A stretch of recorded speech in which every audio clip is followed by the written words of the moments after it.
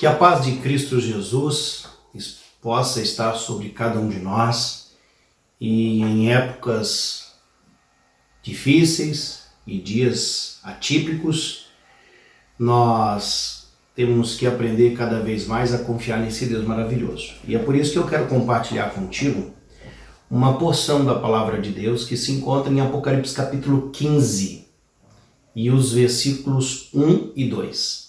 Vi no céu outro sinal grande e admirável, 7 anjos tendo os 7 últimos flagelos, pois com esse se consumou a cólera de Deus.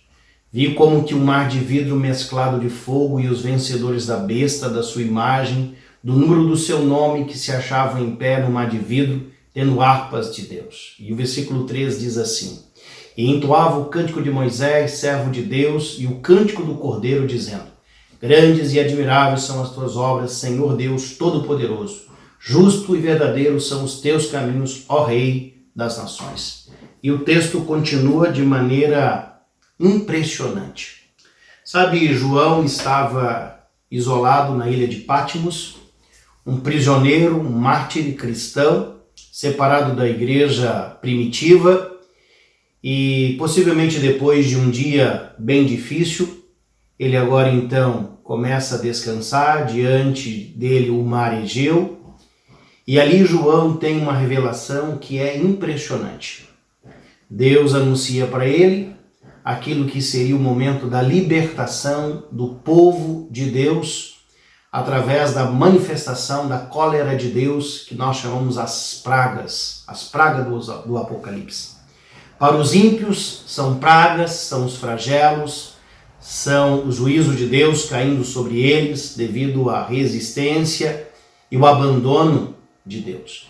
Mas para o povo de Deus é uma outra leitura. Para o povo de Deus são milagres e a intervenção de Deus libertando o seu povo e a proximidade da volta de Jesus.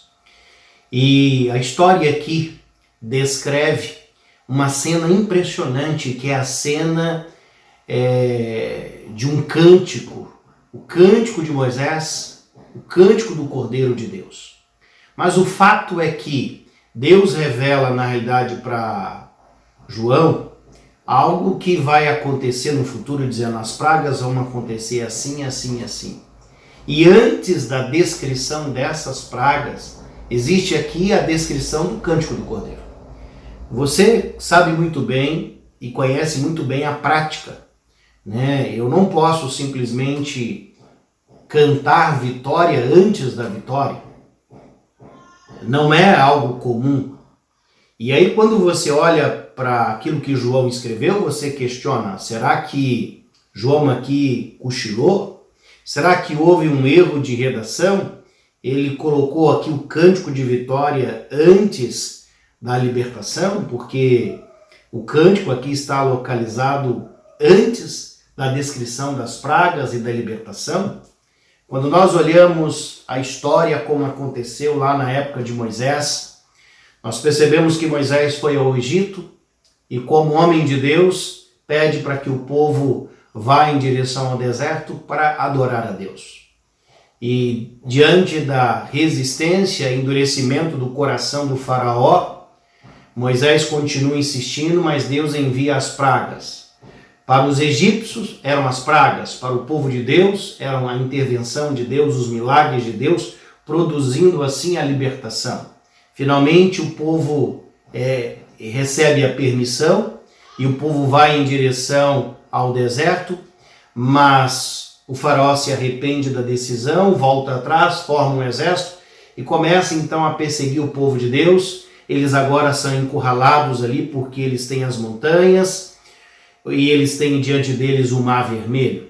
E agora, diante do Mar Vermelho, o Mar Vermelho se abre, o povo atravessa a seco, e quando o povo está a salvo do outro lado, o exército inimigo agora começa a trilhar o mesmo caminho. Mas o Mar Vermelho engole os inimigos, e agora Moisés reúne o povo, e diante dessa vitória, desse momento de êxito, Moisés então convoca o povo e eles cantam o cântico de vitória, o cântico conhecido como cântico de vitória de Moisés. E agora Moisés celebra numa lógica muito clara.